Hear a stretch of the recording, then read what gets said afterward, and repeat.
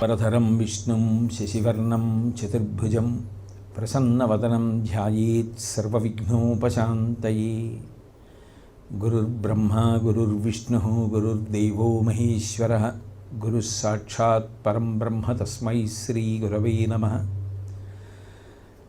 వాగర్ధావివ సంపృక్తౌ వాగర్ధ ప్రతిపత్తయే జగతః పితరౌ వందే పార్వతీ పరమేశ్వరౌ.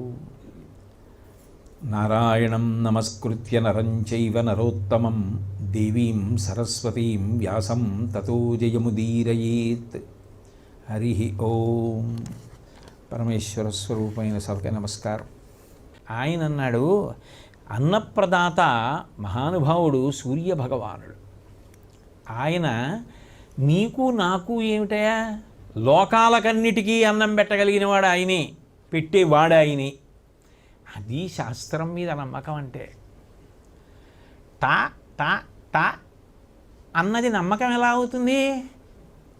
అది అంతే అని నమ్మగలిగితేనే శ్రద్ధ, నమ్మగలిగితేనే విశ్వాసం. అందుకని ఆయన అన్నాడు, నీకు నేను ఒక మాట చెప్తాను, బాగా విను ధర్మరాజా. భూతరాశి తొల్లి పుట్టి బుభుక్షాభితప్తమైన చూచి తద్భయంబు నపనయింపకడగి అదితి సుతాగ్రణి కమలబాంధవుండు కరుణతోడా. ఈ సృష్టి జరిగినప్పుడు కోట్ల ప్రాణులు ఉద్భవించాయి.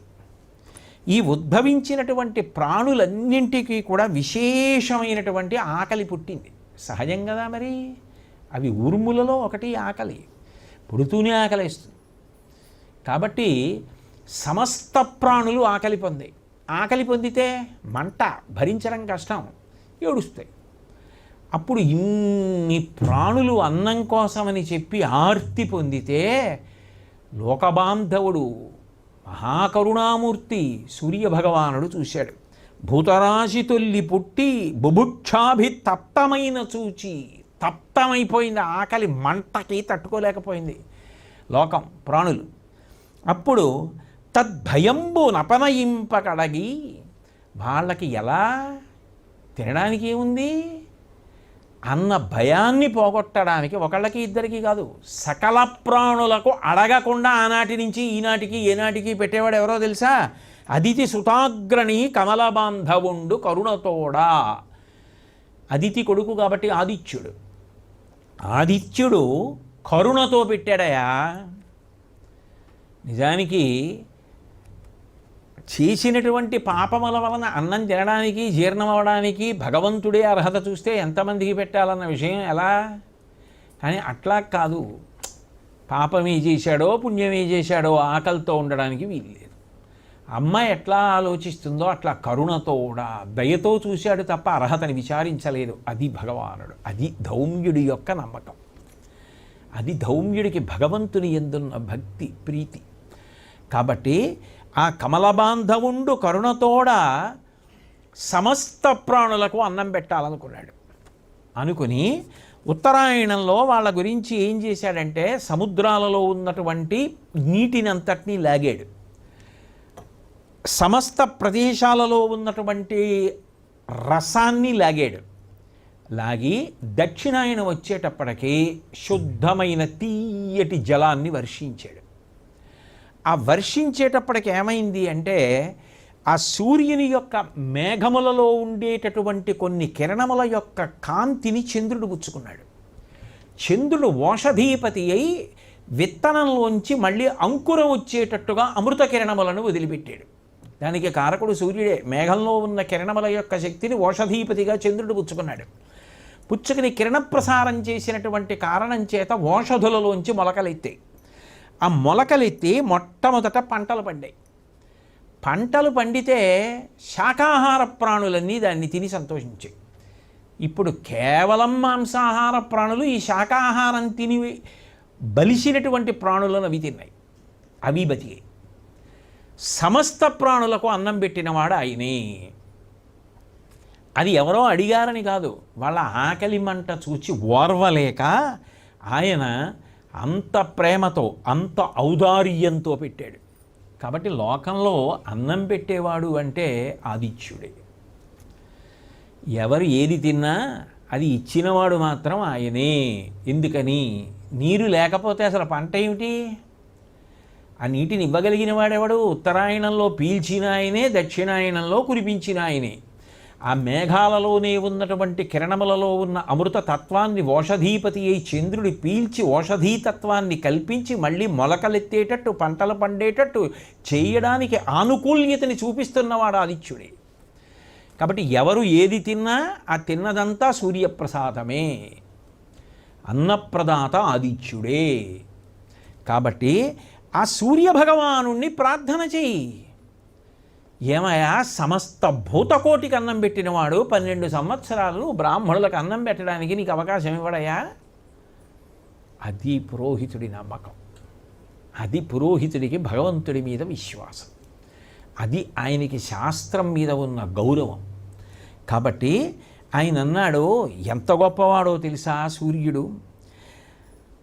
వారిరుహమిత్రు అమరోరగ మునిజుచర చారణగణ ప్రణుత చారుగుణుడు లోకాధారు అఖిల శృతి శరీరు హరిశంకర సరోరుహ భవ ప్రతిము దారుణతమిశ్రావారణమరీచి పరిపూరిత దిగంతరుని భూరి కరుణానిరతు సూరున్ త్రిజగద్రక్షారతు సహస్రకరు కోరి భజింపుము మనోరథ ఫలంబులకు భూరమణ నీకున్.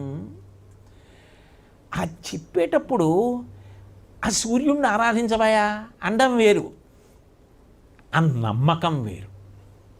ఆయన అనుగ్రహిస్తాడు. అసలు ముందు చెప్పేవాడికే నమ్మకం లేకపోతే వినేవాడికి ఎక్కడి నుంచి వస్తుంది? పాడేవాడికే లేని పరవశం వినేవాడికి వస్తుందా? ముందు పాడేవాడు పరవశిస్తే వినేవాడికి పరవశం ఉంటుంది. పాడేవాడికే పరవశం లేదు, ఇంకా వినేవాడికి రమ్మంటే ఎక్కడి నుంచి వస్తుంది? చెప్పేవాడికే నమ్మకం లేదు, ఇంకా వినేవాడికి నమ్మకం ఎక్కడి నుంచి వస్తుంది? చెప్పేవాడికి అంత నమ్మకం. అందుకే ఆ సూర్యుడిని ఆరాధించు అని ఊరుకోలే. ఎంత గొప్పగా చెప్పాడంటే, వారిరుహమిత్రున్. ఎవరైనా తెల్లవారి ఆయన ఉదయించేటప్పటికి తామర పువ్వులన్నీ వికసిస్తాయి. పద్మబాంధవుడయా అమరోరగ మునిజుచర చారణగణ ప్రణుత చారుగుణు. ఒకళ్ళు ఇద్దరు కారయా, దేవతల దగ్గర నుంచి అమరులు, దేవతలు, ఉరగములు అంటే ప్రాణులు, మునులు, ద్యుచర ఆకాశమునందు ప్రయాణించేటటువంటి వాళ్ళు, శుభవార్తలు చెప్పేటటువంటి దేవగణాలు, చారణులు అందరూ కూడా కీర్తించేటటువంటి మహానుభావుడు సూర్యభగవానుడు. కీర్తించారంటే గుణములు లేకుండా కీర్తిస్తారా? అన్ని గుణములకు నిధి. అంత గొప్పగా అనుగ్రహించగలిగిన వాడు లోకాధారు. ఈ లోకమంతా నిలబడిందంటే ఆయన వల్లే, ఆయన పెట్టిన అన్నం వల్లే. ప్రాణులు పుట్టాయంటే ఆయన వల్లే. అన్నసారమే కదా తేజస్సుగా మారితే ప్రాణులు పుట్టాయి. అన్నాద్భవంతి భూతాని పర్జన్యాత్ అన్న సంభవ అంటాడు కదా గీతాచార్యుడు. అన్నం వలన ప్రాణులు వస్తున్నాయి. ఆ అన్నం సూర్యభగవానుడి వల్ల వస్తుంది. కాబట్టి లోకాధారు అఖిల శృతి శరీరు, సమస్త వేదములే ఆయన యొక్క శరీరం. హరిశంకర సరోరుహ భవ ప్రతిము. 3 మూర్తులు ఒక్కటైన వాడు, సృష్టికర్త, స్థితికర్త, ప్రళయకర్త, 3 కలిసిపోయి పరబ్రహ్మమైతే ఆ తేజోమూర్తి ముద్ద, వెలుగుల ముద్ద ఈ కంటికి కనపడితే మాంసచక్షుచేత పరబ్రహ్మాన్ని చూడాలంటే ఒక్క సూర్యబింబమే. కాబట్టి బ్రహ్మగారి దర్శనం, విష్ణు దర్శనం, శంకర దర్శనం కాదయా, 3 కలిసిపోయినటువంటి పరబ్రహ్మతత్వము తేజోమూర్తిగా ఆకాశంలో వెలుగుల ముద్దగా నిలబడితే అది సూర్యభగవానుడు. అటువంటి మహానుభావుడు ఆయన. దారుణ తమిశ్రావారణ మరీచ పరిపూరిత దిగంతరుని. చీకటి భయంకరంగా ఉంటుంది, భయకారణం. దొంగో తెలియదు, తాడో తెలియదు, పామో తెలియదు. పిల్లలే చీకటిగా ఉందమ్మా సాయంత్రం అంటారు. పెద్దవాళ్ళు ఎవరితో అనలేక ఏదో కారణానికి ఎవరినో పిలిచినట్టు పిలుస్తారు.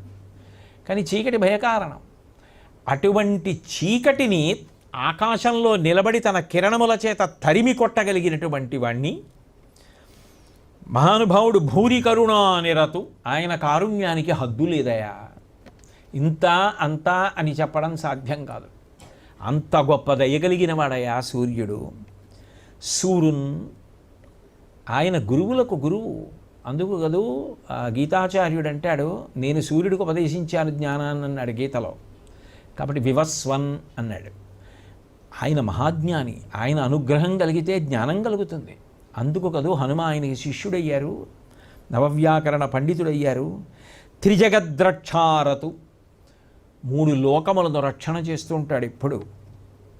కోరి భజింపుము, ఆయన అనుగ్రహం కలగాలని ఆయనని భజించు. ఆయనని భజించు అన్న మాటకు అర్థం ఏమిటి? నేను చెప్పిన దాన్ని మనసులో విస్తరించాలి. నువ్వు ఒక నీటి పాత్ర పట్టుకొచ్చి అక్కడ పెట్టాను అనుకోండి, అందులో చిన్న రాయి వేశాను అనుకోండి, ఆ రాయిగానే నీటిలోకి దిగిపోతుంది. నేను అందులో ఒక నూనె చుక్క వేశాను అనుకోండి, ఆ నూనె చుక్క ఏమవుతుందంటే నీటి లోపలికి వెళ్ళదు, ముందు నీటిలో విస్తరిస్తుంది. వెంటనే ఇలా విస్తరించి పెద్ద తెట్టులాగా అవుతుంది. ఒక శిష్యుడికి ఉండవలసిన లక్షణం ఏమిటో తెలుసా? ఒక విషయాన్ని చెప్తే అలా పట్టుకోవాలి, అలా పట్టుకుని లోపల విస్తరించాలి. దాన్ని పూర్వాపరానుసంధానం చేసుకుంటూ దాని యందు మనసు లగ్నం చేసి పరవశాన్ని పొందుతూ దాని వలన ఇంద్రియములు ఇతర విషయముల యందు అసలు ఏ కారణం చేత కూడా అన్వయం కాకుండా ఉండిపోగలగాలి. అంటే అక్కడ ఆనందం పొందగలగాలి. ఏ ఆనందం కన్నా అది ఆనందం అయిపోవాలి. ఆ విస్తరించే లక్షణం ఉండాలి లోపల.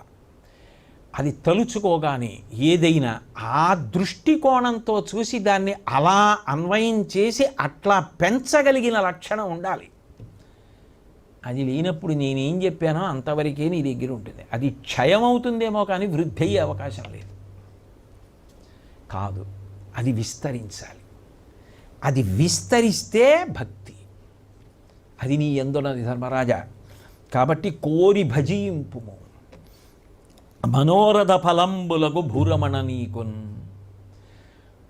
మహానుభావ ధర్మరాజా, నీకు తప్పకుండా నీ కోరుకున్న కోరిక తీరుతుంది.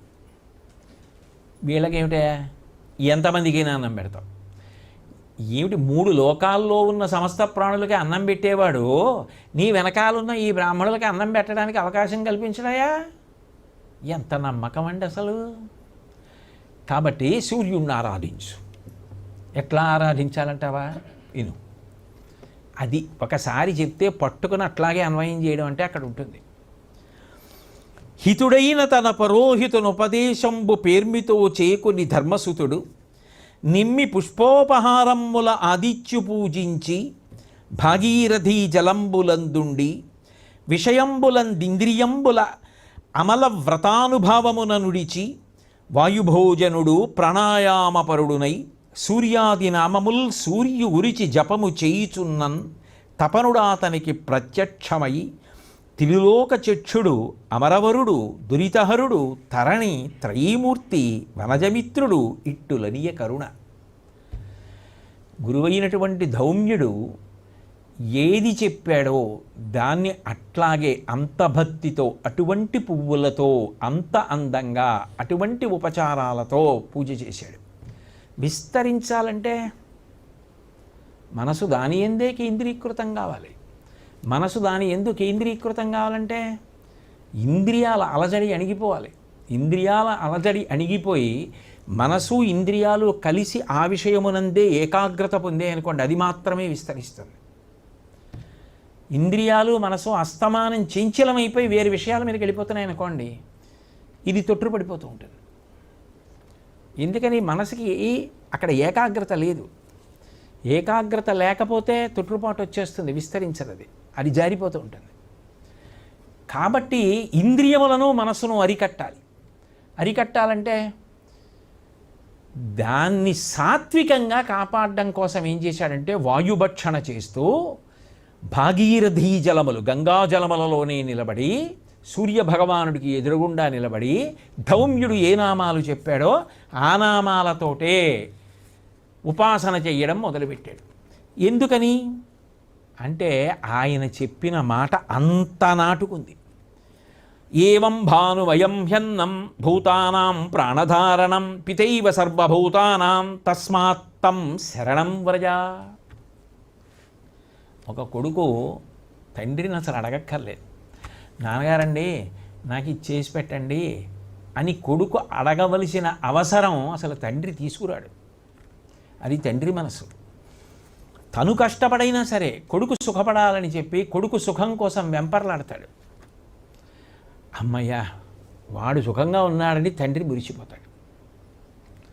అది లోకానికి లక్షణం. తాను ఎంత కష్టపడైనా కొడుక్కి అన్నం పెట్టి కొడుకు వృద్ధిలోకి రావాలని తాపత్రయపడతాడు తండ్రి. ధర్మరాజా, ఆ సూర్యుడు ఎవరో తెలుసా?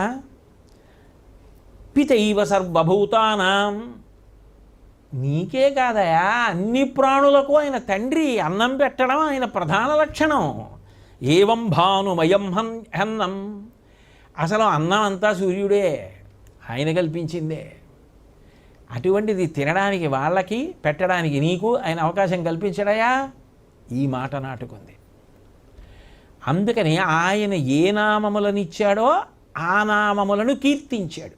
ఏ కారణం చేతనో తెలుగు భారతంలో ఆ నామములను వదిలిపెట్టేశారు. సంస్కృత భారతంలో ఆ 108 నామములను ఇచ్చారు. అందులో సూర్యోర్యమా భగవస్త్వష్టా పూషార్కః సవితారవిః గభస్తిమానజక్కాలః మృత్యుర్ధాతా ప్రభాకరః పృథివ్యాపశ్చ తేజశ్చ ఖం వాయుశ్చ పరాయణం సోమో బృహస్పతి శుక్రః బుధోంగారక ఏవ చ ఇంద్రో వివస్వాం దీప్తాంశుః శుచిః శౌరిః శనైశ్చరః బ్రహ్మా విష్ణుశ్చ రుద్రశ్చ స్కందో వై వరుణో యమః వైద్యుచో జాఠరాశ్చాగ్నిః ఐంధనస్తేజసాం పతిః ధర్మధ్వజో వేదకర్త వేదాంగో వేదవాహనః కృతం త్రేతా ద్వాపరశ్చ కలిః సర్వమలాశ్రయః కళాకాష్టా ముహూర్తాశ్చ క్షపాయామస్తథాక్షణః సంవత్సరకరోశ్వత్థః కాలచక్రో విభావసుః పురుషः శాశ్వతో యోగి వ్యక్తావ్యక్తः సనాతనः కాలాధ్యక్షः ప్రజాధ్యక్షः విశ్వకర్మా తమోనుదः వరుణः సాగరోంసుశ్చ జీమోతో జీవనోరిహ భూతాశ్రయో భూతపతిః సర్వలోక నమస్కృతः స్రష్టా సంవర్తకో వహ్నిః సర్వస్యాదిరలోలుపః అనంతః కపిలో భానుః కామదః సర్వతోముఖః జయో విశాలో వరదః సర్వధాతు నిషేచిత మనస్సుపర్ణో భూతాదిః శీఘ్రగः ప్రాణధారకः ధన్వంతరిర్ధూమకేతుః ఆదిదేవోదితే సుతః ద్వాదశాత్మా అరవిందాక్షః పితా మాతా పితామహः స్వర్గద్వారం ప్రజాద్వారం మోక్షద్వారం త్రివిష్టపం దేహకర్త ప్రశాంతాత్మా విశ్వాత్మా విశ్వతోముఖః చరాచరాత్మా సూక్ష్మాత్మా మైత్రేయః కరుణాన్వితః ఏతత్వై కీర్తనీయస్య సూర్యస్యామితతేజసః నామాష్టకశతం చేదం ప్రోక్తమేతత్ స్వయంభువా. ఈ 108 నామాలు చెప్పి ధర్మరాజా భక్తితో ఈ 108 నామాలతో సూర్యనారాయణమూర్తిని కీర్తించు. అయిపోయిన తరువాత ఆయనకి నమస్కారం చేయి. సూర్యభగవానుడు నమస్కారం చేత ప్రీతి పొందుతాడు. నమస్కారం చేసి ఈ మాట చెప్పు అన్నాడు. సురగణ పితృయక్షసేవితం అసుర నిశాచర సిద్ధవందితం వర కనక హుతాశన ప్రభం ప్రణిపతితోస్మి హితాయ భాస్కరం. సూర్యభగవాను ఉద్దేశించి, హే భగవన్ సూర్యనారాయణమూర్తి, నిన్ను సురగణ పితృయక్ష సేవితం, నిన్ను దేవగణాలు, పితృదేవతలు, యక్షులు అందరూ సేవిస్తూ ఉంటారు. వాళ్లే కాదు, దేవతాగణాలే కాదు, అసుర నిశాచర సిద్ధవందితం, రాక్షసులు కానివ్వండి, రాత్రిపూట సంచరించే వాళ్ళు కానివ్వండి, అందరూ ఆయనకి నమస్కారం చేస్తారు. వర కనక హుతాశన ప్రభం, మేలిమి బంగారం ఎలా ఉంటుందో, అగ్నిహోత్రం ఎలా ఉంటుందో అటువంటి కాంతులతో ఉండేవాడు. అంటే ఉపాసన చేసినప్పుడు పచ్చటి బింబం, నారింజ రంగంలో ఉన్న బింబాన్ని ఉపాసన చేస్తారు. ప్రణిపతితోస్మి హితాయ భాస్కరం, ఓ సూర్య భగవానుడా నీకు నేను నమస్కరించుతున్నాను అని 2 చేతులు కైమోక్షి నమస్కరించు అని చెప్పి, ఈ సూర్య అష్టోత్తర శతనామ స్తోత్రాన్ని, ఈ 108 నామాల్ని ఎవరు చదువుతున్నారో వాళ్ళు ఏది పొందుతారు అన్నదాన్ని ధౌమ్యుడు చెప్పాడు. సూర్యోదయేయ సుసమాహిత పఠేత్ సపుత్రదారాం ధనరత్న సంచయాన్ లభేత జాతి స్మరతాం నరః సదా ధృతించ మేధాంచ సవిందతే పుమాన్ ఇమం స్తవం దేవవరస్య యో నరః ప్రకీర్తయేచ్ఛుచ్చిసుమనాః సమాహితః విముచ్యతే శోకదవాగ్నిసాగరాత్ లభేత కామాన్ మనసా యదీప్సితాన్. ఈ 108 నామాలతో కూడుకున్నటువంటి ఈ స్తోత్రాన్ని సూర్యోదయ సమయంలో ఎవరైతే భక్తితో చదువుతున్నారో వాళ్ళకి సంతానము, భార్య అందరూ కూడా సంతోషంగా ఆరోగ్యంగా ఉంటారు. వాళ్ళు సంతోషంగా ఉండడానికి, వాళ్ళ అవసరాలు తీరడానికి ఏ ధనము కలగాలో ఆ ధనం తనంత తానుగా ఈశ్వరానుగ్రహంగా సంప్రాప్తమవుతుంది. లభేత జాతి స్మరతాం నరః సదా. ఇదో విచిత్రం, పూర్వజన్మ స్మృతి కలుగుతుంది.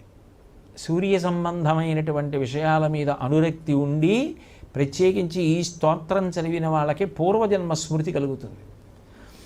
ధృతించ మేధాంచ సవిందతే పుమాన్. మంచి పట్టుదల అంటే ధైర్యం, మంచి విషయాల మీద అనురక్తి, బుద్ధి ఏర్పడతాయి. ఇవం స్తవం దేవవరస్య యో నరః. ఇటువంటి ఈ స్తోత్రాన్ని ప్రకీర్తయేచ్ఛుచ్చిసుమనాః సమాహితః. ప్రశాంతమైన మనస్సుతో, అలజడితో, ఇంద్రియాలు మనసు అల్లకల్లోలంగా అటు ఇటు పరిగెడుతుండగా కాకుండా ప్రశాంతంగా మనసుని నిలబెట్టి బుద్ధి ఆయన యందే విస్తరిస్తూ ఉండగా ఎవరు చేస్తూ ఉంటారో విముచ్యతే శోకదవాగ్నిసాగరాత్. వాళ్ళు ఎన్ని కష్టాలలో ఉన్నప్పటికీ అరణ్యంలో అగ్నిహోత్రం అంటుకుంటే మధ్యలో ఉండిపోయిన వాడు ఎటువంటి ఆర్తి పొందుతాడో అటువంటి ఆర్తితో ఉన్నప్పటికీ లభేత కామాన్ మనసా యదీప్సితాన్.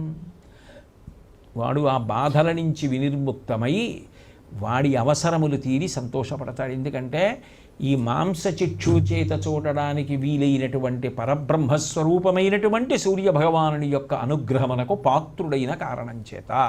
కేవలం చదవడం మాత్రమే కాదు, ప్రారంభంలో కేవలం చదవడం అయినా బుద్ధి బాగా విస్తరించడం అనేటటువంటిది ప్రధానంగా అక్కడ అన్వయం. అది జరగాలి సుమా ధర్మరాజా, కాబట్టి నువ్వు బాగా మనసుని నిలబెట్టు అన్నాడు. ఇక్కడ నేను మీతో ఒక విషయాన్ని ప్రస్తావన చేయవలసి ఉంటుంది. ఇక్కడ మాట్లాడుతున్నది గురు శిష్య సంబంధం. గురువుగారు చెప్పినటువంటి విషయం మీద నమ్మకం ఉన్నటువంటి శిష్యుడు ఏం చేస్తాడంటే పరమశ్రద్ధతో దాన్ని విస్తరిస్తాడు. బుద్ధి చేత బాగా పట్టుకొని లోపల దాన్ని పెంచుతూ ఉంటాడు. నేను మీతో అన్నానే, నూనె చుక్క నీటిలో పడగానే విస్తరించినట్టు గురువు నోటి వెంట ఒక మాట జారి శిష్యుడి హృదయంలో పడగానే అది విస్తరిస్తుంది. దానిలోకి అనేకాన్ని కలుపుకుంటాడు. కలుపుకొని ఇక బుద్ధి యందు అన్యభావన ఉండదు. అన్యభావన ఉండకుండా ఏది చెప్పారో అందులో ఒక్కొక్క నామాన్ని అన్వయం చేసుకుంటూ దాన్ని అట్లా తిప్పుతూ ఇంద్రియములు, మనస్సు, బుద్ధి ఏకీకృతమైపోయి ఏది ఉపాసన చేస్తున్నాడో దాని యందే నిలబడిపోయిన కారణం చేత తపశ్శక్తిని పొందుతాడు. అదే తపస్సు. ఆ తపశ్శక్తికి భగవంతుడు ప్రీతి పొందుతాడు. అంటే కేవలం నోటితో చదవడం కొంతవరకు మంచిదే, కానీ అది విస్తరించాలి. అది ధర్మరాజా నీ యందు ఉన్నదని నమ్మి నీకు ఇచ్చారు. ఇప్పుడు అలా నిలబడడం నీ వంతు. విస్తరించడం అంటే ఒక్కొక్క మహానుభావుడు ఒక్కొక్క కంటితో చూశాడు దాన్ని. అందులో సూర్యనారాయణమూర్తి వైభవాన్ని ఒక్కొక్కరు ఒక్కొక్కలా అందుకున్న తీరు పరిశీలిస్తూ ఉంటే ఆశ్చర్యకరంగా ఉంటుంది. మయూరకవిని ఆయన ఒక అద్భుతమైనటువంటి స్తోత్రం చేశాడు. అందులో ఆయన అంటాడు, వజ్రింజాతం వికాసీక్షణ కమలవనం భాసి నాభాసి వక్నే తాతం నత్వాశ్వపార్శ్యాన్నయమ మహిషం రాక్షసా వీక్షితాస్థ సప్తీంసించ ప్రచేత పవన భజ జవం విత్తపావేదితస్త్వం వందే శర్వేతి జల్పన్ ప్రతిదిశమధిపాన్ పాతు ఉష్ణోగ్రణీర్వ అంటాడు. అసలు ఆయన ఎటువంటి భావాల్ని ఆ పెంచి ఆలోచన చేసి చూశాడా అనిపిస్తుంది. సూర్యరథం బయలుదేరుతోందట, తూర్పు దిక్కున బయలుదేరుతోంది. ఆ తూర్పు దిక్కున బయలుదేరినప్పుడు దాని మీద సారథి అనూరుడు కూర్చున్నాడు. కూర్చుని ఆ పగ్గాలు పట్టుకుని సూర్యరథాన్ని నడపడానికి ఉద్యుక్తుడవుతున్నాడు. తూర్పు దిక్కును చూసింది కదా రథం. చూడగానే తూర్పు దిక్కుకు అధిపతి ఎవరు? ఇంద్రుడు లేచి నమస్కారం చేశాడు. ఇంద్రుడికి మరి శాపం చేత ఒళ్ళంతా కళ్ళుగా కనపడతాయి కదా, ఆ కళ్ళు తామర పువ్వుల్లో ఉంటాయి. అందుకని వజ్రింజాతం వికాసీక్షణ కమలవనం. ఓ ఇంద్ర, సూర్యుని యొక్క కిరణాలు పడగానే ఏమవుతుంది? తామర పువ్వులు విచ్చుకుంటాయి. నువ్వు ఎలా ఉన్నావో తెలుసా? విచ్చుకున్న తామర వనంలో ఉన్నావో అన్నట్టు అనూరుడు. అంటే తూర్పు దిక్కున బయలుదేరగానే ముందు లేత కిరణాలు పడతాయి. పడగానే తూర్పు దిక్కుకు అధిపతి అయిన ఇంద్రుడి మీద పడేటప్పటికట ఇంద్రుడి యొక్క కళ్ళన్నీ తామర పువ్వుల్లో విచ్చుకుంటే విచ్చుకున్న తామరవనంలా ఉన్నావోయ్ అన్నట్టు. అంటే ఆ ఉదయిస్తున్న సూర్యబింబాన్ని చూడగానే తామర పువ్వు ఎంత సంతోషంగా లేతకిరణం పడగానే విచ్చుకుంటుందో కళ్ళు అలా విచ్చుకుని ఇంద్రుడు పూర్వ దిగ్భాగే ఇంద్రో దేవత అలా ఆశ్చర్యంతో అలా ఉండిపోయాడు. ఆ ఒళ్ళంతా తామర పూలు విచ్చుకున్నట్టుగా కళ్ళు విచ్చుకొని తామర వనంలా కనపడ్డట్టు. కాబట్టి నువ్వు సూర్యభగవానుడు యందు అటువంటి ప్రహృష్ట భావన పొందావు కాబట్టి అది నీకు ఆశీర్వచనమే, ఈశ్వర కృపకు పాత్రుడవయ్యావు లేభో అని. భాసి నాభాసి వహ్నే, రాత్రి చీకటిగా ఉండగా మంట వెలుగుతోంది అనుకోండి ఎక్కడన్నా, అది బాగా కనపడుతుంది. ఆ రాత్రి వెలుగుతున్న మంట తెల్లవారే కూడా వెలుగుతోంది, కానీ సూర్యబింబం ఉదయించింది. అంటే ఇప్పుడు రథం ఏమైంది? తూర్పు దిక్కుకి తిరిగింది, మొదట తిరిగి ఆగ్నేయానికి వచ్చింది. ముందు గుండ్రంగా తిరుగుతుంది కదా భూమి చుట్టూ, ఆగ్నేయానికి వచ్చింది. రాత్రి వెలిగినటువంటి అగ్నిహోత్రం అంత బాగా కనపడింది చీకట్లో. తెల్లవారి సూర్యబింబం ఉదయించేటప్పటికీ భాసిన ఆభాసి వహ్నే, ఈ ప్రకాశం అంతా ఏమైపోయింది? సూర్యబింబం కప్పేసింది. అందుకని అనూరుడు అన్నట్ట, ఓయ్ అగ్నిహోత్రుడా, ఇంత గొప్ప ప్రకాశం చీకట్లో నీది, సూర్యబింబం మా స్వామి ఉదయించేటప్పటికి చూసావా, కాంతి తిరిగిపోయింది అన్నట్టు. ఆగ్నేయ దిక్కుకి తిరిగేటప్పటికి రథం. ఆ తర్వాత ఆగ్నేయం నుంచి దక్షిణానికి తిరిగింది రథం. తిరిగేటప్పటికి అన్నట్ట, తాతం నత్వాశ్వపార్శ్యాన్నయమ మహిషం. దక్షిణానికి తిరిగేటప్పటికి ఎవరుంటారు? యమధర్మరాజు గారు ఉంటాడు, దక్షిణ దిక్కుకి అధిపతి. ఆయన ఏం చేశాడు? మహానుభావులు వస్తున్నప్పుడు వాహనం దిగి నమస్కారం చేయాలి. అందుకని దున్నపోతు మించి కిందికి దిగిపోయి నమస్కారం చేస్తున్నాడు. ఎందుకని? సూర్యుడు కొడుకు యముడు, మరి నాన్నగారు వస్తున్నారు.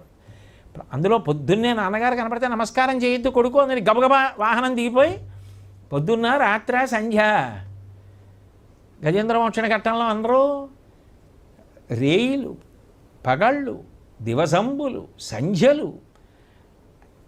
ప్రాణం పోవడానికి ఆ కాలాలు ఏమైనా ఉంటాయా? ఎప్పుడైనా ప్రాణం పోతుంది. అందుకని ఆయన మహిషవాహనం మీద బయలుదేరాడు. ఈలోగా తండ్రి గారి యొక్క రథం తిరిగింది. అనూరుడు అరిచాట సారథి, ఓయ్ యమధర్మరాజా, మీ నాన్నగారు రథం వస్తుందోయ్ అనేటప్పటికీ గభాలన దున్నపోతు మించి దూకేసి 2 చేతులు ఎత్తి నమస్కారం పెట్టాట తండ్రికి. అనూరుడు అన్నట్ట, గుర్రానికి దున్నపోతుకి పడదో, మన రథం గుర్రాలు ఇప్పుడు నీ దున్నపోతుని చూసాయంటే అటు తిరిగి దాని మీదకి కలిగి పడతాయి, పక్కకి పెట్టేయి అన్నట్టు. అనేటప్పటికీ గబగబా యమధర్మరాజు గారు తన దున్నపోతుని పక్కకి తీసుకెళ్ళి కట్టేసుకుంటున్నట్టు, కట్టేసుకుని నమస్కారం పెడుతున్నట్టు. అంత గడబిడట సూర్యరథం తిరుగుతుంటే. అష్టదిక్పాలురే అంత జాగ్రత్త పడతారట. ఎలా ఊహ చేశాడో ఆ సూర్యబింబం పెడుతుంటే, ఆ సూర్య రథాన్ని అనూరుడు పరాకు చెప్పడాన్ని అంత గొప్పగా ఊహించాడు. రాక్షసా వీక్షితాహస్త, ఓ రాక్షసులారా, మీ పేరు చెప్తే భయపడతారా? ఎందుకని దక్షిణం నుంచి నైరుతికి తిరిగింది రథం. నైరుతి దిక్కున రాక్షసులు ఉంటారు. ఒరే, మీ పేరు చెప్పేటప్పటికి అందరూ హడిలిపోతారా, మిమ్మల్ని చూడాలని ఎవరు అనుకోరు. మీరు మా స్వామిని ఒక్కసారి చూడండి రా, మిమ్మల్ని చూడాలని అందరూ అనుకుంటారు, మంచి బుద్ధి కలుగుతుంది అన్నట్ట రాక్షసుల్ని చూసే నైరుతి దిక్కున అని పశ్చిమానికి తిరిగింది రథం. తిరిగేటప్పటికి వరుణుడు కనబడ్డాడు. చూసి సప్తీంసించ ప్రచేత, ఓ పశ్చిమ దిక్కు అధిపతి అయినటువంటి వరుణుడా, నువ్వు జలాలకి అధిపతివి. పశ్చిమ దిక్కుకు అధిపతి అయినటువంటి వరుణో దేవత వరుణ ప్రసాదాత్ అంటాం కదా, ఆయన నీటి మీద ఆధిపత్యంతో ఉంటాడు. కాబట్టి అటువంటి మహానుభావుడు సూర్యరథం వచ్చేస్తోంది, సూర్యనారాయణమూర్తి వస్తున్నాడు, అలా నిలబడతాయేమిటి నమస్కారం చేస్తూ? అటువంటి బింబం మీద నీళ్లు చల్లితే దోషం వస్తుంది. నువ్వు నీటికి అధిపతివైనా అర్ఘ్యం ఇవ్వాలంతే. అది ఇప్పుడో ఇచ్చేసావు సూర్యోదయం అవగానే. కాబట్టి ఇప్పుడు ఏం చేస్తావు? ఆయన సేవ చేసిన కన్నా ఆయన రథానికి కట్టబడిన గుర్రాలకి సేవ చేస్తే ఆయన ఎక్కువ సంతోషిస్తాడు. గుర్రాలకు బడలకి ఎందుకు తీరుతుంది? వాటి మీద నీళ్లు తల్లి కడిగితే వాటికి ఉన్నటువంటి బడలిక పోతుంది. నువ్వు నీటికి అధిపతివి కదా, చల్లు నీళ్లు గుర్రాల మీద అన్నట్టు. అనేటప్పటికి ఉలిక్కిపడి వరుణుడు తన నీళ్లు తీసి గుర్రాల మీద చల్లేట్టే ఆ సూర్యరథానికి. అంటే ఆ పశ్చిమం నుంచి వాయవ్యానికి తిరిగిపోయింది రథం. అప్పుడు అన్నట్ట పవన భజజవం, అలా చూస్తాయట నమస్కారం పెడుతూ. ఆ గుర్రాలకి పశ్చిమాన నీళ్లు చల్లాడు వరుణుడు. ఇప్పుడు నువ్వు ఓసారి మెల్లగా వీచు. ఆ తడి ఒంటి మీద మెల్లిగా గాలి తగిలితే చల్లగా ఉంటుంది. గుర్రాలకి మంచి ఉత్సాహం కలిగి వేగం పుంజుకుంటాయి. అలా చూస్తానే ఆ గుర్రాలని సంతోషపెడితే మా స్వామి సంతోషపెడతారు, వీచు అన్నట్టు. అనేటప్పటికీ కంగారు పడిగా వీచకూడదు, మెల్లగా వీచాలి. వాటికి చల్లగా ఉండేటది. మెల్లిగా వాయుదేవుడు వీచేట్టు. అక్కడి నుంచి ఉత్తరానికి తిరిగాడు. హడిలిపోతూ నిలబడతాట కింకరుడు. ఎవరు? కుబేరుడు.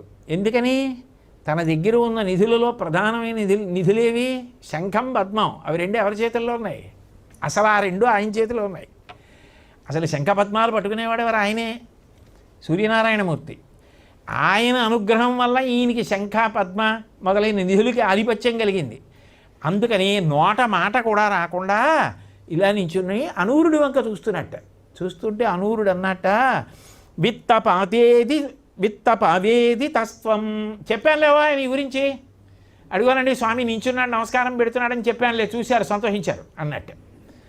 అంటే కుబేరుడికి అసలు నోట మాట కూడా లేదు. ఆయన ఈయనకి ఇచ్చేది, ఈయన వల్ల ఆయన పొందేవాడే. కానీ అది ఎక్కడ గొప్పతనం. మిగిలిన వాళ్ళు అంటే కనీసం నీళ్ళన్నా చల్లారు, గాలన్నా వీశారు. ఈయన ఆయన వల్ల పొందాలి, కానీ ఈయన ఆయనకి ఇవ్వడానికి ఏం లేదు. అందుకని నీ గురించి చెప్పానులే బాయ్ అంటే ఆయన ప్రసన్నత్వాన్ని పొందారు కాబట్టి నువ్వు ఇలాగే ధనాధిపతి అయి ఉంటావులే. ఇప్పుడు రథం ఈశాన్యానికి తిరిగింది. ఈశాన్యంలో ఎవరున్నారు? శర్వుడు, శంకరుడు ఉన్నాడు, శివుడు ఈశాన్య దిక్కున. ఆయన కనబడ్డట. అనూరుడు పగ్గాలు పక్కన పెట్టేసి రెండు చేతులు జోడించి తల ఉంచి నమస్కరించట. వందే శర్వేతి జల్పన్.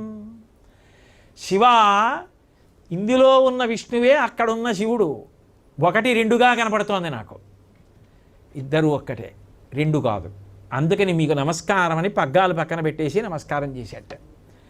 అలా రథం 8 దిక్కుల వైపు నడుపుతున్నప్పుడు 8 దిక్కుల యొక్క అధిపతుల విషయంలో అనూరుడు పలికిన మాటలు ఉన్నాయే, అవి పాతుపూష్ణో, అవి మమ్ము రక్షించుగాక.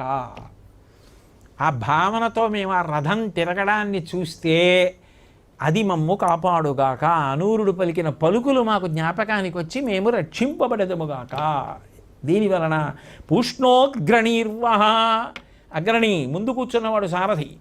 ఆ సారథి పలికిన పలుకులు ఉన్నాయే, ఆ పలుకుల చేత మేము ఆనందపడదముగాక అన్నాడు. అంటే అది భావ విస్తారం. ఒకటి చదివితే దాన్ని విస్తరించగలిగినటువంటి శక్తి తనంత తనకి కలిగితే అది భగవదానుగ్రహం. ఎన్ని జన్మల తపస్సు ఫలించిందని గుర్తు. అదే తపస్సు అని గుర్తు. లోపల తపస్సు ఉంటే తప్ప ఆ విస్తరించగలిగిన లక్షణం రాదు. ఆ మనసు ఇంద్రియములు కూడా ఏకాగ్రమై అలాగే నిలబడి ఆ విషయాన్ని విస్తరించాలి అంటే అదే తపస్సు. అది జరగాలోయ్ అన్నాడు. అలా విస్తరించడానికి ప్రాణాయామం చేసి ఇంద్రియాలని మనసుని అరికట్టి గంగాజలాలలో నిలబడి సూర్యుడికి అభిముఖంగా నిలబడి ఆ 108 నామాలు చదవాలి కదా. ఇప్పుడు ధౌమ్యుడు చెప్పినవి ఇక్కడ మీరు ఒకటి ఆలోచించండి. ధౌమ్యుడు చెప్పినటువంటి నామ అష్టోత్తర శతనామ స్తోత్రాన్ని అదే పనిగా చదివేస్తున్నాడు అనుకోండి, మనసు ఎందుకు ఉంటుంది? ఉండదు. కారణం ఏమిటి? కొన్నాళ్ళకు వచ్చేసింది, నోటికి వచ్చేసింది. విశ్వం విష్ణుర్వషత్కారో భూతభవ్యభవత్ప్రభు భూతకృత్ భూతభృద్భావో భూతాత్మా భూతభావన. అక్కడ మొదలు పెడితే వనమాలీగ దీశాంగి వరకు వచ్చు. కాబట్టి నోరు తెరివేస్తూ ఉంటుంది, మనసు ఎక్కడికో వెళ్ళిపోతూ ఉంటుంది, ఏదో చూస్తూ ఉంటాడు, ఏదో ఆలోచిస్తూ ఉంటాడు, నోటితో తెరివేస్తూ ఉంటాడు. 108 నామాలు గురువుగారు చెప్పి ఏం చెప్పారు? ఇది నీ యందు విస్తరించాలో అన్నారు. ఇది తపస్సు కావాలన్నారు. ఇది తపస్సు కావాలి అంటే దాని అర్థం ఏంటి? నామము గౌణము. గౌణమైన నామం ఒక్కటి నోటితో పలకడం కాదు, నామాంతర్గతమైనటువంటి భావము నీ మనస్సులో నిలబడాలి. అంటే ఇప్పుడు ధర్మరాజు నోటి వెంట స్తోత్రం కావాలి కాదు.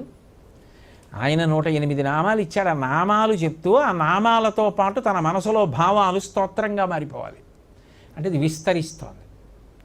అది విస్తరించిన భావన కావాలి. అది అయిందా తపస్సిద్ధి, వెంటనే అనుగ్రహిస్తాడు భగవానుడు. అది ఆ తపస్సు ఎవరికి ఉందో వారు కోరినది ఈశ్వరుడు అనుగ్రహించేస్తాడు అంతే. కాబట్టి ధర్మరాజు గారు ఏం చేశాడంటే దాన్ని స్తోత్రపాఠంగా చేశాడు. అంటే ఇప్పుడు దాన్ని ఏదో వేరు చేసేశాడు అని కాదు దాని ఉద్దేశ్యం, గురువుగారు చెప్పిందే చేశాడు అని. నూనె చుక్క నీళ్ళల్లో ఎలా విస్తరిస్తుందో అలా ధౌమ్యుడు చెప్పిన 108 నామములనే స్తోత్రంగా భావన చేత విస్తరించాడు. విస్తరిస్తూ అన్నాడు, త్వం భానో జగచ్చక్షు త్వమాత్మా సర్వదేహినాం త్వం యోని సర్వభూతానాం త్వమాచార క్రియావతాం. ఆయన చెప్పిన నామాలే, ఆ నామాలకి అర్థాలని భావన చేస్తున్నాడు. అందుకని శ్లోకాలు అయిపోతున్నాయి ఆ భావాలు. ఎలా అంటే, ఓ సూర్యభగవానుడా, నువ్వు ఈ ప్రపంచానికి అంతటికీ నేత్రం. నువ్వు ఉదయిస్తే కదా కనపడుతోంది. కాబట్టి జగచ్చక్షువు నువ్వే, నువ్వే ఆత్మ. సమస్త ప్రాణులకు పుట్టుకకు కారణమైన వాడివి నువ్వే. కర్మానుష్ఠానం చేసేటటువంటి వారికి సదాచారం నువ్వే. ఎందుకని? సాక్షాత్తు పరబ్రహ్మం వచ్చేస్తాడన్న భయంతో గబగబా లేచి ఆయనకి స్వాగతం పలకాలి. మనం నిద్రపోకూడదు ఆయన వస్తున్నప్పుడని చెప్పి ఎవడు పరాకుగా ఉన్నాడో వాడు సదాచారవంతుడు, ఉన్నాడని నమ్మినవాడు. కాబట్టి సదాచారం అనుకు నువ్వే ఆధారం. అంటే ఇప్పుడు అది భావాలుగా మారిపోతాయి, నామాలు భావాలు అయిపోతున్నాయి. అయిపోయి త్వం గతి సర్వసాంఖ్యానాం యోగినాం త్వం పరాయణం అనావృతార్గలద్వారం త్వం గతిస్త్వం ముముక్షతాం. సాంఖ్యులకు ప్రాప్తి స్థానం నువ్వే. కర్మయోగులందరూ కూడా నీ యొక్క కదలికని బట్టి కాలంలో చెయ్యవలసినటువంటి పనులు చేస్తూ ఉంటారు. కర్మపరాయణులకు నువ్వే ఆధారం. మోక్షానికి ప్రతిబంధకం లేని ద్వారం నువ్వే. అర్గళాస్తోత్రం అని ఉంది కదా మనకి దుర్గా సప్తశతిలో. కాబట్టి నిన్ను ఎవరు నమ్మి ఉన్నారో, నిన్ను ఎవరు ఉపాసన చేస్తున్నారో వాళ్ళు ప్రతిబంధకం లేని మోక్షాన్ని పొందుతుంటారు. అంటే జ్ఞానమునకు నువ్వు కారణమై ఉన్నావు.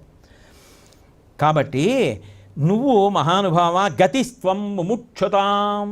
చిట్ట చివరికి గతి ఎవరిని చేరుతారు? నిన్నే చేరుతారు. ధర్మమన్న కదలికల చేత ఇక కదలిక అవసరం లేని సత్యమునందు నిలబడిపోతారు. అదే మోక్షం. ఆ విడుదల పొంది నిన్ను చేరిపోతున్నారు, నువ్వైపోతున్నారు. దానికి కారణం నువ్వు అవుతున్నారు. అంటే గురువుగారు నామని చెప్పి దీన్ని తపస్సు చెయ్యి అన్నారు. భావాలుగా ధర్మరాజు విస్తరిస్తున్నాడు. అసలు ఎంత అద్భుత ప్రక్రియ చూపిస్తున్నారు ఆ గురు శిష్య సంబంధంలో. ఇది ధౌమ్యుడు గుర్తెరిగి సరి అయిన శిష్యుడికి ఇస్తున్నాడు. అంతేగాని ఎంత చెప్పినా తర్వాత ఏమిటో అంటే ఏమిటి ఉపయోగ శ్రద్ధేది, ఎన్ని మాటలు వేళ్ళు విరుస్తావు. కాబట్టి త్వయా సంధ్యార్యతే లోకః త్వయా లోక ప్రకాశ్యతే త్వయా పవిత్రీక్రియతే నివ్యాజం పాల్యతే త్వయా. ఈ ప్రపంచాన్నంతటినీ కూడా ధరిస్తున్నవాడివి నువ్వే. ఈ ప్రపంచాన్ని ప్రకాశింపజేస్తున్నవాడివి నువ్వే. దీన్ని పవిత్రం చేస్తున్నవాడివి నువ్వే.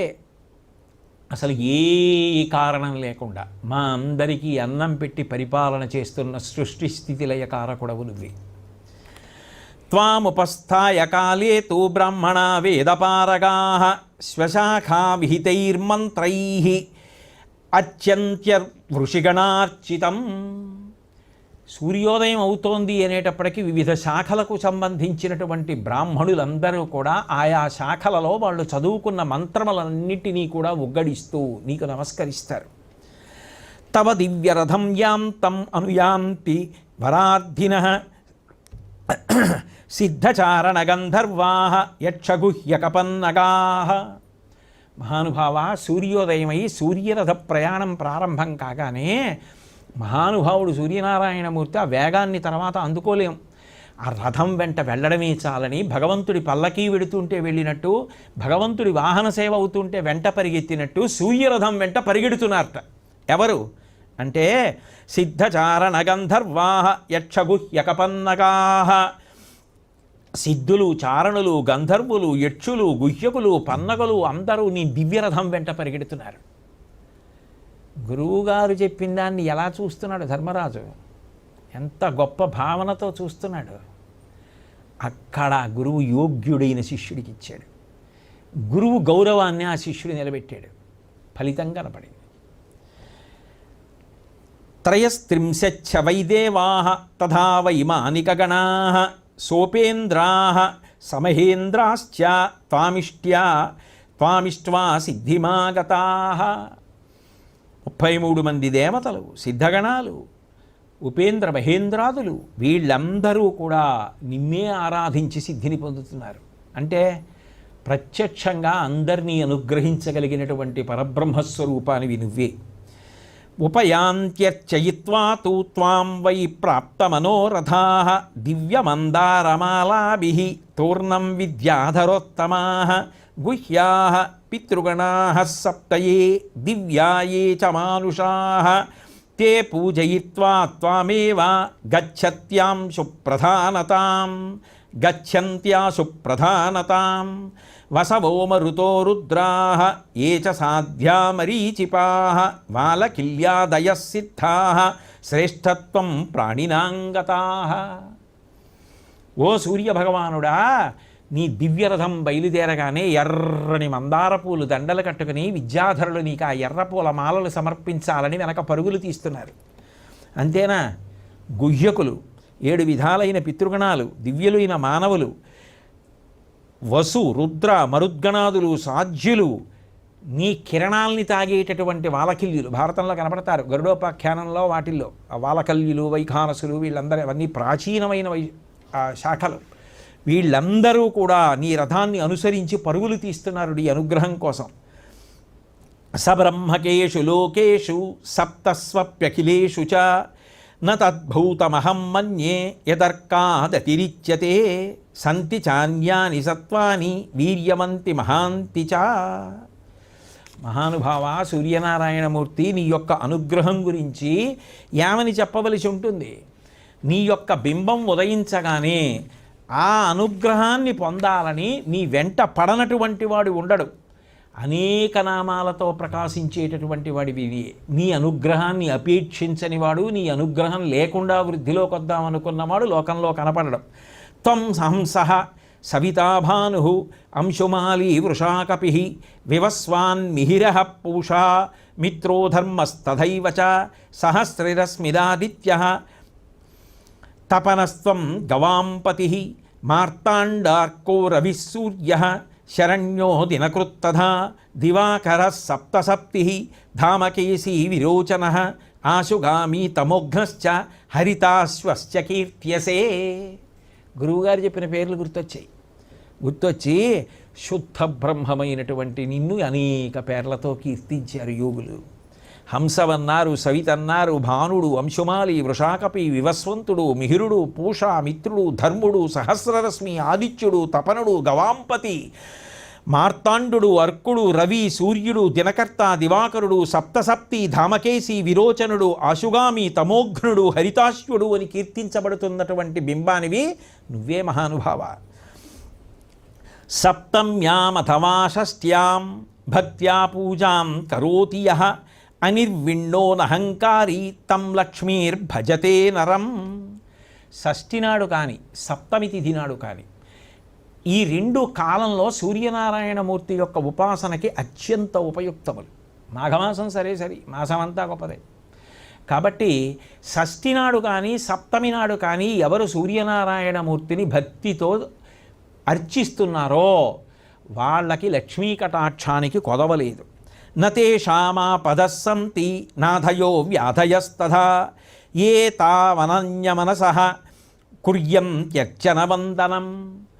అనన్యమనసః, ఏకాగ్రమైనటువంటి మనస్సుతో నిన్ను ధ్యానం చేసి పూజ చేసిన వాడెవరున్నాడో వాడికి ఎటువంటి వ్యాధి అయినా తగ్గుతుంది, ఆపదలు తొలగిపోతాయి. సర్వరోగైర్విరహితాః సర్వపాప వివర్జితాః త్వద్భావభక్తాః సుఖినః భవంతి చిరజీవినః. నిన్ను ఎవరు భక్తితో భావన చేస్తూ కొలుస్తున్నాడో వాళ్ళకి నువ్వేమివ్వవయ్యా మహానుభావా? సమస్తమైన రోగములను హరిస్తావు. సర్వపాప వివర్జితాః, ఆ వ్యక్తికి ఉన్నటువంటి పాపములన్నీ తొలగిపోతున్నాయి, సమస్త సుఖములను పొందుతున్నాడు. చిరజీవినః, దీర్ఘాయుష్మంతుడవుతున్నాడు. త్వం మమాపన్న కామస్య సర్వాతిథ్యం చికీర్షతః అన్నమన్నపతే దాతుం అభితః శ్రద్ధయార్హసి. ఓ స్వామి, నేను ఆపత్కాలంలో ఉన్నాను, నన్ను అనుగమించి వచ్చారు వేల మంది బ్రాహ్మణులు, వాళ్ళకి అన్నం పెట్టాలనుకుంటున్నాను. అన్నం పెట్టానన్న తృప్తి నాకు కలిగేటట్టుగా అనుగ్రహించవయ్యా. ఏ చ తేనుచ అనుచరాః సర్వే పాదోపాంతం సమాశ్రితాః మాఠరారుణదండాద్యాః తాంస్తాన్ వందే శనిక్షుభాన్. నీ పాదాలను ఆశ్రయించి కొంతమంది నీ దగ్గర కింకరులై మాఠర అరుణ దండాది అనుచరులు ఉంటారు. వాళ్ళందరూ కూడా విద్యుత్తుని ప్రవహింపచేయగలిగినటువంటి శక్తి కలిగిన వాళ్ళు కిరణాల్లో, అంతటి తేజోమూర్తులు, వాళ్ళందరికీ కూడా నమస్కారం. కాబట్టి మహానుభావ, క్షుభయా సహితా మైత్రీ యాశ్చాన్యా భూతమాతరః తాశ్చ సర్వా నమస్యామి పాతుం మాం శరణాగతం. ఓ సూర్యభగవానుడా, నేను నీతో పాటు మైత్రీదేవికి, గౌరీదేవికి, పద్మకి, అందరికీ కూడా నమస్కారం చేస్తున్నాను. వీళ్ళందరూ కూడా నన్ను అనుగ్రహించుగాక అంటూ ఆ సూర్యనారాయణమూర్తి యొక్క వైభవాన్ని ఆయన తన భావముల చేత విస్తరించాడు. విస్తరించినటువంటి ఆ శ్లోకాలు పరమాద్భుతాలు నిజంగా. జ్యోతింషి త్వయి సర్వాణి తం సర్వజ్యోతిషాం పతి త్వయి సత్యంచ సత్వంచ సర్వే భావాశ్చ సాత్వికాః త్వత్తేజసా కృతం చక్రం సునాభం విశ్వకర్మణ దేవారీణాం మదోయేన నాసితః శార్ంగధన్వనాః. ఓ సూర్యభగవానుడా, బ్రహ్మలోకంతో పాటుగా 7 లోకాలలో నిన్ను మించినటువంటి వాడు వేరొకడు లేడు. తేజోవంతమైనవి ఈ లోకంలో ఎన్నైనా ఉండవచ్చుగాక, కానీ నిన్ను మించిన తేజస్సు మాత్రం ఇంకెక్కడా కనపడదు. అంతేకాదు, జ్యోతిష్యులన్నీ కూడా నీయందే ఉన్నాయి. సర్వ జ్యోతిష్యులకు అధిపతివి నువ్వే. గ్రహరాట్ అని పిలుస్తారు. అందుకే సత్వము, సత్యము, సాత్విక భావాలు అన్నిటికీ కారణమైన వాడివి నువ్వే. నీ తేజస్సుని కొంత భాగాన్ని రజనుగా తీసి దాని చేత సునాభమనబడేటటువంటి సుదర్శన చక్రాన్ని చేసి విష్ణువుకి ఇచ్చారు విశ్వకర్మ. దానితో రాక్షస సంహారం చేస్తూ ఉంటాడు. అట్లాగే శార్ంగం అనేటటువంటి ధనస్సుని పట్టుకున్న ఆ శ్రీహరి నీ తేజస్సుతో చేయబడిన చక్రంతోటే సంహారం చేస్తున్నాడు. త్వమాదాయాం శుభిస్తేజః నిదాఘే సర్వదేహినాం సర్వౌషధిరసానాంచ పునర్వర్షాసు ముంచసి. సమస్త ప్రాణులలో, ఓషధులలో ఉండే రసాన్ని ఉత్తరాయణంలో పీల్చి దక్షిణాయనంలో మళ్ళీ కురిపించేస్తుంటాం. తపంత్యంతే దహంత్యన్యే గర్జంత్యన్యే తథా ఘనాః విద్యోతంతే ప్రవర్షంతి తవ ప్రావృషిరశ్మయః. తపంత్యన్యే, ఆయన కిరణాలుట అన్నీ కేవలం ఒక పని చేస్తుండవుట. కొన్ని ఏం చేస్తాయిట అంటే తపంత్యన్యే, కొన్ని తపింపచేస్తాయిట.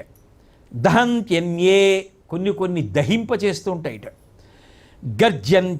గర్జంత్యన్యే తథా ఘనాః, కొన్ని కిరణాలు మేఘాలలో గర్జనకి ఉపయోగపడుతుంటాయిట. అట్లా మరికొన్ని కిరణాలు మేఘాలలో మెరుపులుగా కనపడుతుంటాయిట. ఈ నీ కిరణములతోటే ఇన్నిటిని సృష్టి చేస్తుంటావు. ఇన్ని చెయ్యగలిగిన వాడివి. మరికొన్ని కిరణాలు వర్షం పడ్డానికి కారణమవుతాయి, మేఘంలోంచి నీరు పడ్డానికి. న తథా సుఖయత్యగ్ని న ప్రావారానకంబలాః శీతవాతాద్ధితం లోకం యథా తవ మరీచయః. గురువుగారు చెప్పిన దాన్ని ఎంత గొప్పగా భావన చేసేస్తున్నాడో. ఈ మార్గశిర మాసం వస్తుంది, తర్వాత పుష్యమాసం వస్తుంది, తర్వాత మాఘమాసం వస్తుంది. ఈ దక్షిణాయనంలో ఈ మార్గశిర మాసమును పుష్యమాసం వచ్చేటప్పటికీ చాలా చలిగా ఉంటుంది. అంత చలిగా ఉన్నప్పుడు న తథా సుఖయత్యగ్ని న ప్రావార న కంబళా. అగ్నిహోత్రం దగ్గర కూర్చున్నా ఆ వేడి అంత సంతోషంగా ఏముండదు. మరీ దగ్గరికి వెళ్ళగలరా? వదిలి మళ్ళీ రాగానే మళ్ళీ చలి, పైన తల మీద మంచు పడుతూనే ఉంటుంది. కాబట్టి ఆ చలి నుంచి తప్పుకోవడానికి అగ్ని సాధనం కాదు, కంబళీ సాధనం కాదు. ఎంత కంబళీ కప్పుకున్నా ఓహో అని వడక లోకబుర్వీనాథ వణుకుతూనే ఉంటాడు. ఇక వస్త్రాలు ఎంతంత పొడుగు చేతుల బట్టలు వేసుకున్నా ఆ చలి ఆగేది కాదు.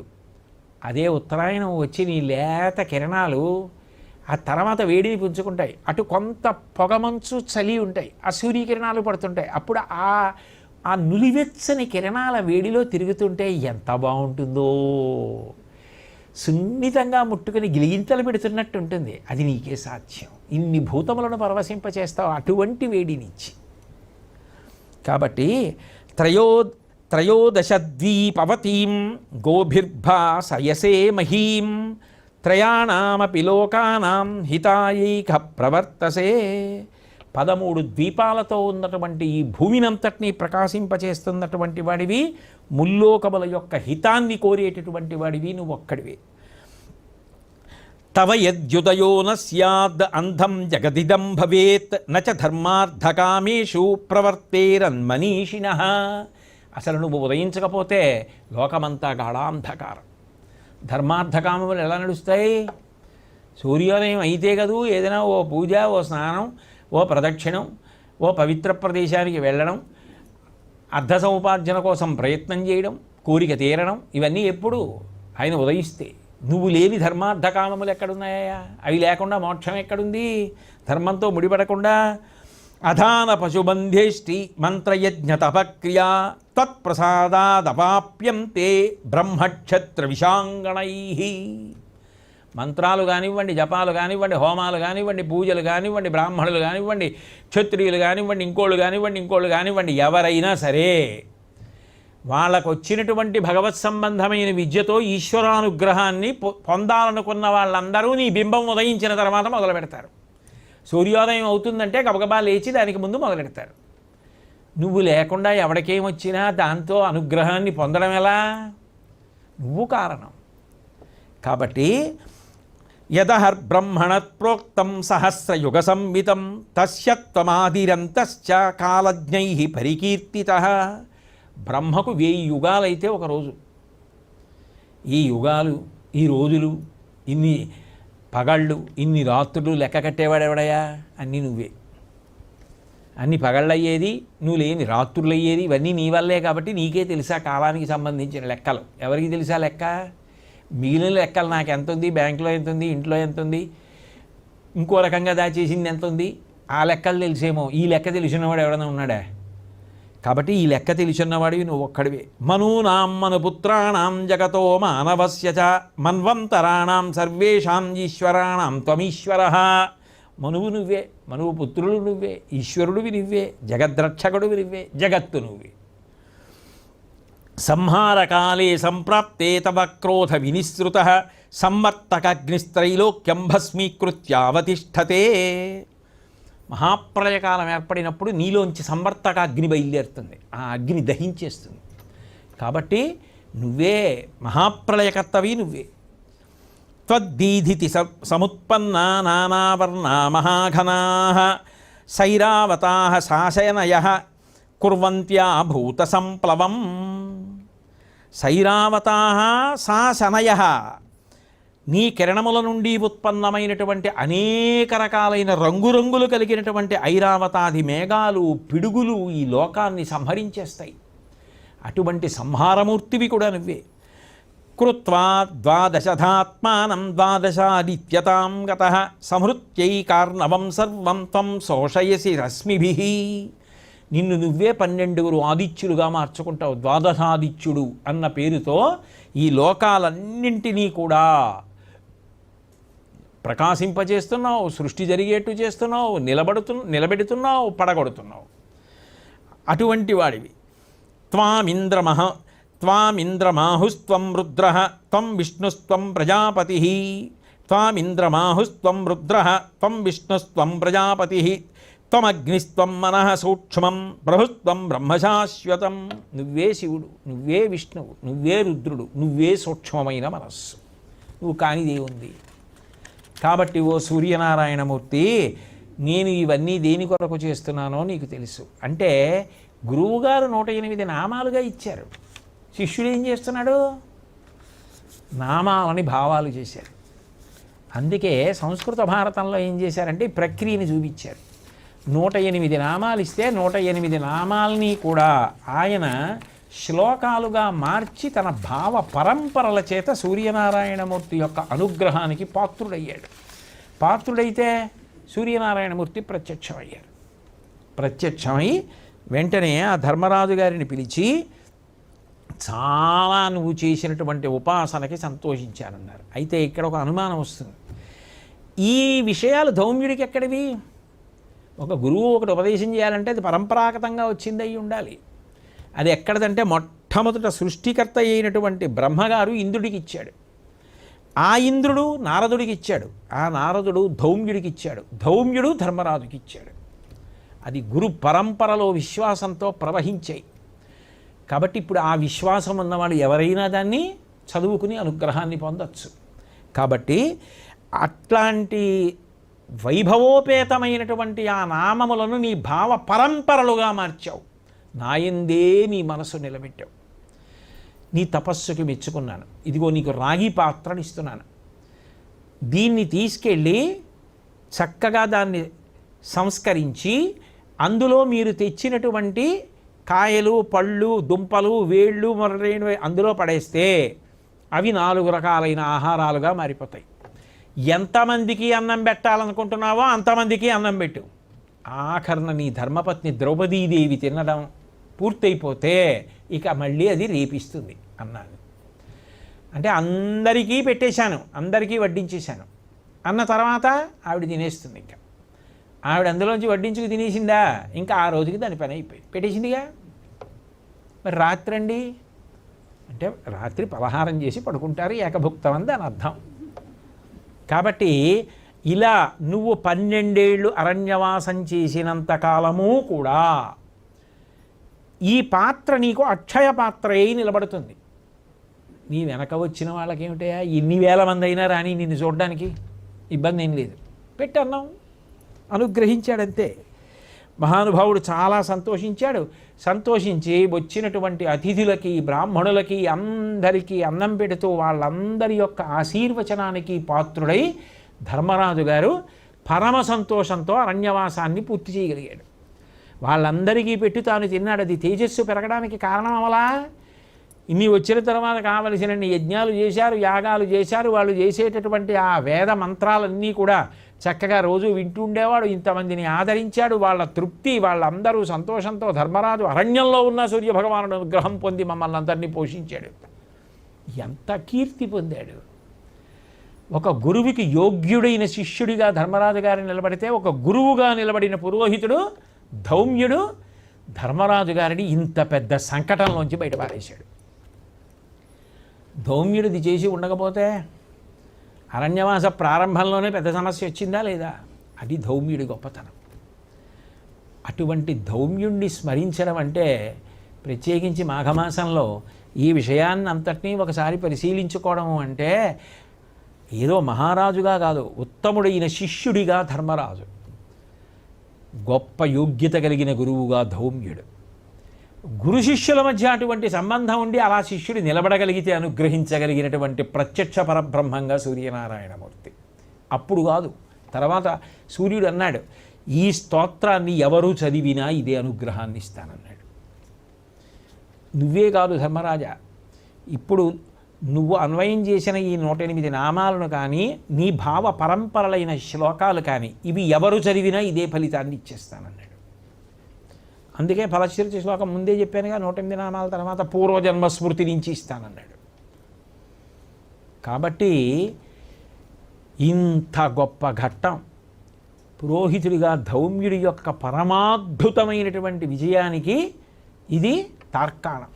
కాబట్టి మహాభారతంలో ధౌమ్యుడు అన్న విషయం మీద ఇవాల్టి పరిశీలనాన్ని ఇక్కడ ఆపు చేస్తూ మళ్ళీ రేపు సాయంకాలం 6:30 తిరిగి కలుసుకున్నప్పుడు నా చేత భగవానుడు ఇది పలికిస్తే అది పలుకుతారని తెలియజేస్తూ మంగళాశాసనపరై మదాచార్య పురోగమై సర్వైశ్చ పూర్వైరాచార్యై సత్కృతాయాస్తు మంగళం. మంగళం కౌసలేంద్రాయ మహనీయ గుణాత్మనే చక్రవర్తి తనూజాయ సర్వభౌమాయ మంగళం. ఉమాకాంతాయ కాంతాయ కామితార్థప్రదాయినే శ్రీగిరీశాయ దేవాయ మలినాథాయ మంగళం.